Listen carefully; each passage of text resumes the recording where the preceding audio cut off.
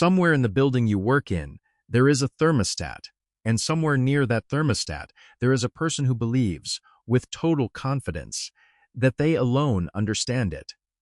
We have built a civilization capable of generating a small, artificial winter inside a sealed box, and we mainly use it to conduct a slow, passive-aggressive war with our coworkers. Which is odd when you consider that for about 99% of human existence, climate control meant standing up and walking somewhere shadier.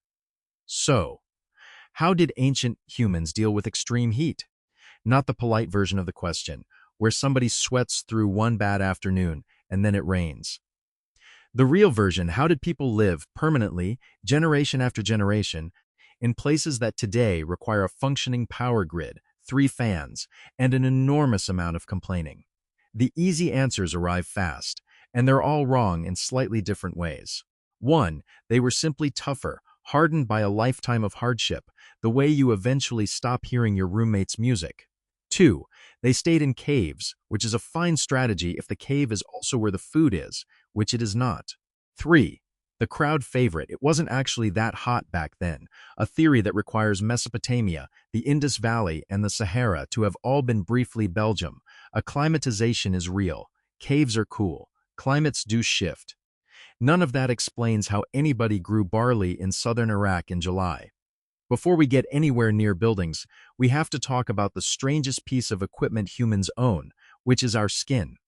Most mammals shed heat by panting, or by having enormous ears, or by refusing to participate in the afternoon altogether. A great many desert animals are nocturnal, or live down a hole, which is less an adaptation than a boycott. Humans went the opposite direction. We carry somewhere in the range of 2 to 4 million acrine sweat glands spread over nearly the whole body. We lost most of our fur, and under sustained effort in dry heat a person can shed a liter or more of water an hour and keep going. Add upright posture, which presents a much smaller target to the midday sun than a horizontal animal does, and you get something genuinely peculiar. A galloping quadruped has its breathing locked to its stride, so it can't pant properly while sprinting. It has to stop to cool down. A hairless sweating biped does not. That's the basis of persistence hunting, following an animal through the hottest part of the day until it overheats and quits, documented in a handful of modern cases, argued over as to how common it ever was, and unnerving to think about from the animal's perspective. Nothing about us is fast. We were just extremely difficult to get rid of. Humans didn't beat the heat. Humans evolved into a heat management system that later invented poetry. But every cooling system has a running cost, and ours is water, due constantly, no grace period, no deferral. Panting recovers some moisture. Sweating throws it out onto the skin and abandons it. So our solution to heat quietly converted thirst into the central logistical problem of the species. The real adaptation, then, isn't the sweat glands. It's the brain that has to know, at all times, where the water is. For most of human history, that knowledge was the entire technology. Small mobile groups didn't fight the sun, they scheduled around it. Work happens at dawn and again in the late afternoon, and the middle of the day belongs to shade and doing very little, an arrangement Mediterranean cultures, later formalized and Northern Europeans have spent centuries describing as laziness. Shade is a resource. A good tree is real estate. Water sources get memorized, ranked by reliability, tied to landmarks, and passed down in story and song, which is a remarkably efficient file format when nobody has invented paper. Bodies drift too. Populations with long histories in hot open country tend toward taller, more linear builds with more surface area relative to mass, a pattern that shows up across human biology in a broad and messy way. None of this was written anywhere, because nothing was. It lived in people, which meant the group's survival strategy was also its gossip network, and losing an elder in a dry year was a genuine infrastructure failure. Imagine the oldest woman in the band, sitting in the shade while a teenager insists there's water over the next ridge. There isn't. There was, when I was your age, for about 2 summers. Sit down and stop sweating. And every group had a Gary. Gary drank at the waterhole, contributed nothing to the collective knowledge of where the next one was, and had firm opinions about when everybody should move. There was no institution to deal with Gary. There was only the fact that everyone knew Gary, and Gary knew that everyone knew. Reputation was the enforcement mechanism, a review page with no delete button and a very long memory. Then humans planted a field. Fields do not move. Neither do granaries, irrigation ditches, houses, or the 6 months of stored food that make it possible to have a bad year and live. You can follow the shade for your entire life, right up until you've owned something too heavy to carry. Farming did not invent heat exhaustion. It invented something far more dangerous, an address. Then it got worse because we built cities. Thousands of people, packed mud brick, animals, waste, and streets that hold the day's heat and hand it back all night. A city in a hot climate is a machine for storing sunlight, which is a poetic way of saying that nobody in Uruk was sleeping well in August. You cannot walk away from a city. So people started doing the thing humans do when they can't leave a problem. They built the solution into the walls. Start at Mohenjo-daro, in the Indus Valley, around 2500 BCE. Covered drains running along the streets, hundreds of private wells, bathing floors in ordinary houses, and the Great Bath, a watertight brick tank roughly 12 meters by 7, sealed with bitumen so it wouldn't leak. Scholars still argue about whether it was ritual, civic, elite, or all three, but the argument doesn't change the budget. These people spent staggering amounts of labor on water before anyone in the region left us a single line of text explaining why. Then Persia, where the answer was to move the river indoors. A qanat is a gently sloping tunnel dug by hand from a mountain aquifer, sometimes for tens of kilometers, delivering groundwater to fields and towns entirely underground, with a line of vertical shafts above it like stitches. The qanat at Gonabad in Iran is usually dated to roughly 2,500 years ago and still carries water today. It's underground because an open channel in that climate loses much of its water to the sky. Somebody looked at evaporation, decided it was theft, and responded with civil engineering. Persia also produced the yakhchal, a conical mud brick dome with walls meters thick, built of sarouj, a mortar of sand, clay, lime, ash, goat hair, and egg white, over a sunken pit, often with shading walls to the south.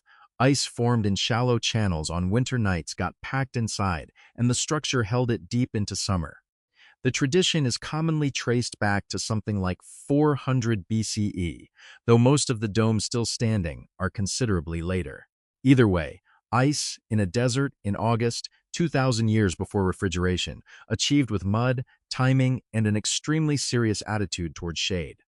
A walk-in freezer with no moving parts and strong opinions about which way it faces. Rome went the other way and threw money at it. The Colosseum was rigged with the velarium, a retractable awning shading the seating, reportedly worked by sailors detached from the fleet, meaning the Roman answer to a hot afternoon at the games was to hire the navy. The aqueducts brought in water by gravity, and Frontinus, appointed water commissioner in 97 CE, wrote up the whole system in a report that devotes real attention to people illegally tapping the pipes. Gary had moved to the city and acquired a drill. Rome's other move was to buy winter wholesale. Snow was hauled down from the mountains, stored packed in pits under straw, and sold in the city, and Pliny the Elder describes the fashion among the wealthy. For chilled drinks with the faint disapproval of a man watching a colleague expense a smoothie. An entire supply chain existed so that a senator could have a cold cup in August. Some things about civilization have not moved much. Farther west and much later, the ancestral Puebloan cliff dwellings at Mesa Verde, built in the 1200s CE, sit tucked into alcoves where the overhang cuts the high summer sun and the low winter sun still reaches the back wall. Whether that was deliberate design or the slow accumulated result of people noticing which alcoves felt better is still debated, which, in fairness, describes most architecture.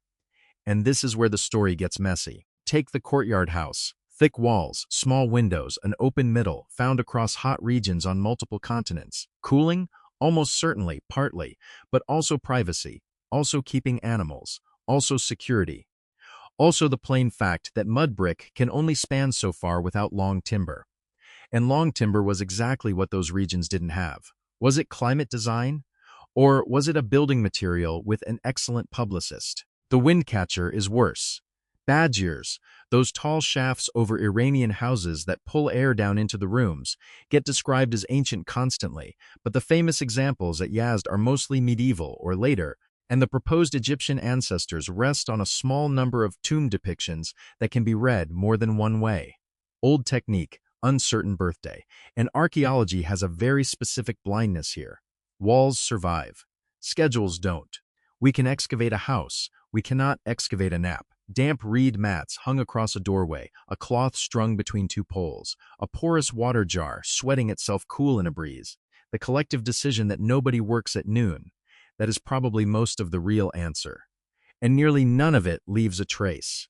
Archaeology, irritatingly, declined to leave a sticky note reading, "We built it this way because it was hot." The biology has its own foggy patches. We know humans lost most of their fur and gained a sweat-based cooling system somewhere along the line from early Homo onward, and genetic work on lice and on skin pigmentation genes has been used to bracket roughly when. But the estimates come with wide error bars and lively disagreement, because hair does not fossilize, and neither does sweating. We are reconstructing the single most important feature of human heat tolerance, largely by inference. It's like determining what someone's house looked like from the shape of the hole in the ground. So was heat adaptation mainly biological, written into skin and sweat glands and body shape over hundreds of thousands of years? Was it mainly behavioral, a matter of timing and knowledge that we'd never recover from a dig? Or was it mainly architectural, thick walls and buried water and clever orientation? The honest answer is probably some combination of these, depending on time and place, and the proportions almost certainly shifted every time a village turned into a town. What did reliably get written down was the fighting. Because once water becomes infrastructure, water becomes property.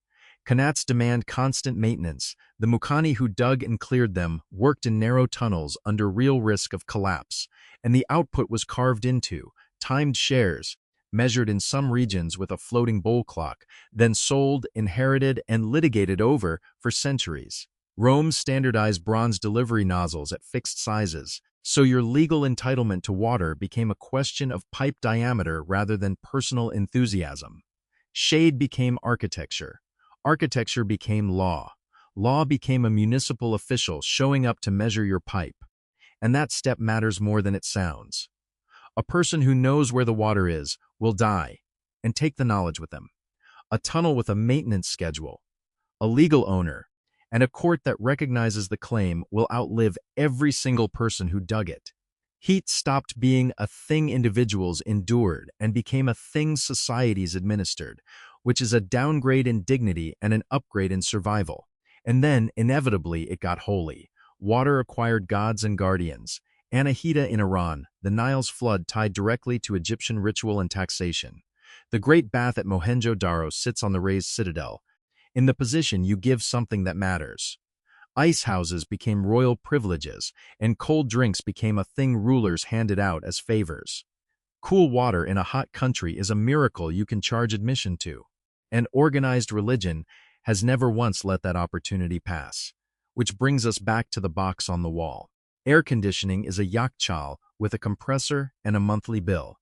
We've gotten so good at it that we now chill office buildings hard enough that people bring sweaters to work in July. We engineered a private winter indoors and immediately started complaining about the climate in it.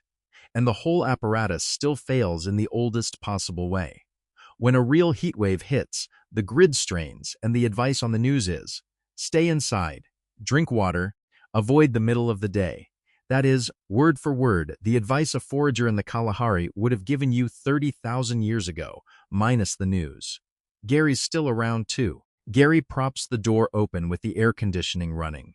Gary sets it to 16 degrees because he runs hot. 4,000 years of hydraulic engineering, water law, and sacred plumbing. And the enforcement mechanism is still just everyone knowing that it's Gary. So, somewhere near you there's a thermostat, and somebody standing at it who's sure they're right. They're not wrong to care. Every society that lasted in a hot place was, underneath the temples and the tunnels and the ice, one long dispute about who gets the cool air and who pays for it. We never defeated the heat. We just got very good at building places to hide from it. Civilization is mostly an argument about who owns the shade.